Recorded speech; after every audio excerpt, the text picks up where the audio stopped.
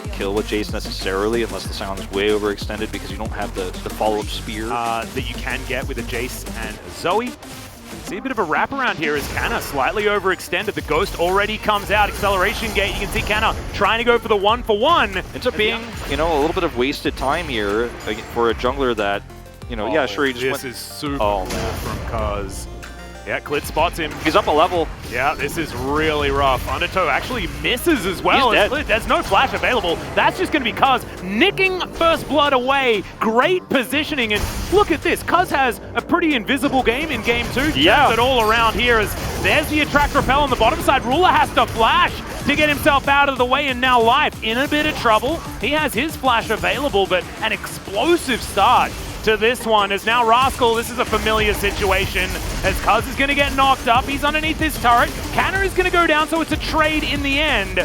And they want to use it so that they can actually get control over this Drake, as there's the flash forward, and Faker just gets baited by Bdd. That's a solo kill, and they were trying to give Faker the money for this Rift Herald, as well as now Clid comes on. Bad movie. Here we go.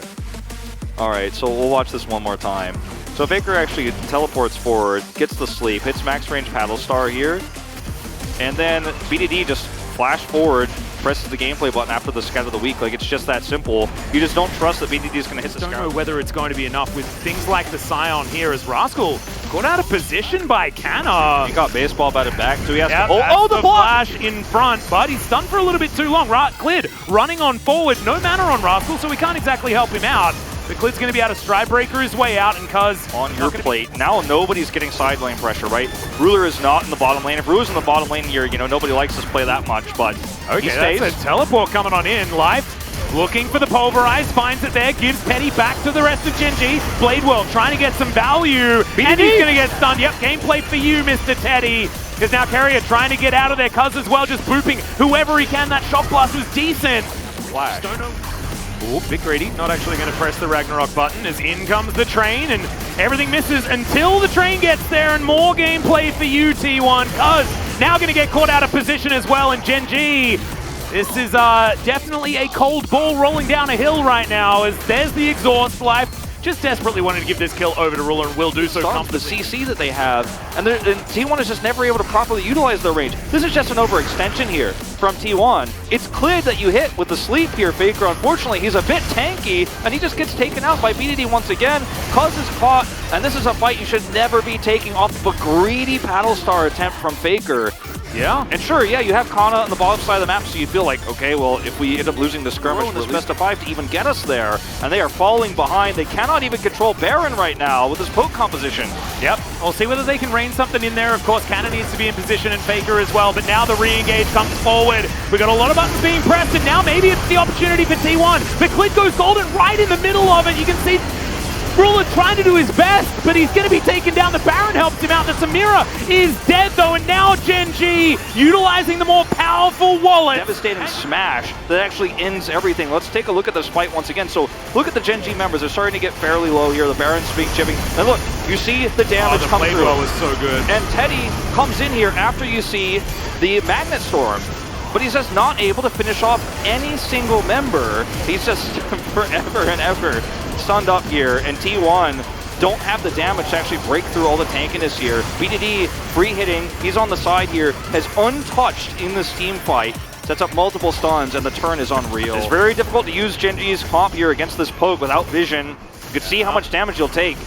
Oh, it's a big teleport to come forward here as well, as Clid just says, I don't really mind about it being CC'd, but the Baron is turned away from Carrier, looking to try and get into position for this flank play. They have to hard engage Gen G do, or they're going to lose this Baron. He's outside of vision right now. Rascal getting chunked just a little bit. Clid down to half as well, as the Baron down to 2,000 health. Cuz is going to get stunned. Clid gets into the pit. Can he steal it away? The answer is no. He's just dead as T1 stop their damage. They take themselves to the Baron. Rascal flashes away. Very low health. Buzzes Bdd. Faker has exploded. Faker takes control. For T1, their poke composition wins a team fight. It's all about vision control here. You can see the chip damage come through. Clid's at half health before he has to Ragnarok in, because if he doesn't, he cannot actually close the distance to the Baron to look for the 50-50. So he's, of course, immediately targeted down. Rascal's forced to flash over the wall. Look at where Bdd goes. He actually does get slept before he hits the Scout of the Week, but Faker knew exactly where he was going. And the ultimate that comes back is not enough to kill him. You can see he can almost one-shot.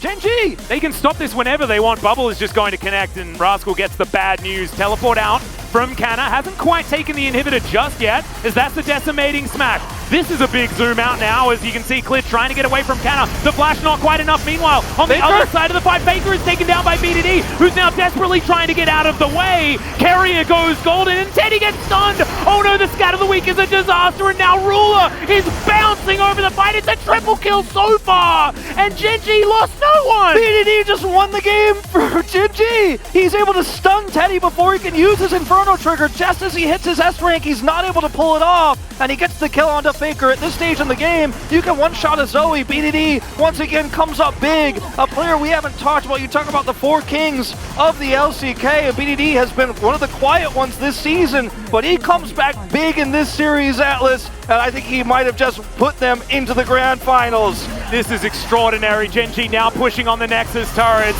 Canna, the only man that can save it. Carrier up in a couple of seconds. Teddy in 5. Nexus turret number 1 goes down. Carrier desperately trying to be the hero, but the Nexus is exposed. And T1 have been 3-0'd by Gen.G. Unbelievable turn of events here.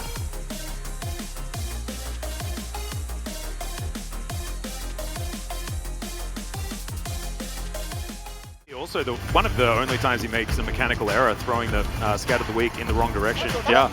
And I mean, this was just... Let's watch this last two plays.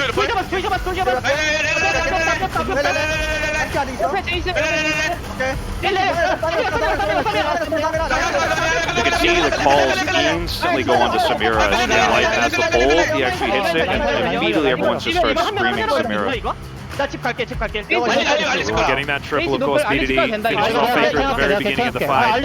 I do have some gripes, though. I think that the T1 drafting this series, much like their last one, despite the result, also not super strong. I think Samira Rel, imagine if that was Ezreal Braum. Yeah, I mean, amazing draft. I really would love it. Yeah, just not so much. I was definitely feeling that. I mean, you and I, I think, mind linked when we started talking about the Ezreal that wasn't banned there in the end. It's sort of like, you sort of understand the theory, right? It's like, we need to push our advantages early. We've been an earlier team throughout the season, so maybe that's going to be our way and we can have some extra control. But when you're looking over at Ruler with his Kalista, it just makes it so much more difficult. Look at how happy they are, Atlas. I mean, they have really shaken... It feels like there is a lot of relief in the Gen.G house. They have shaken off...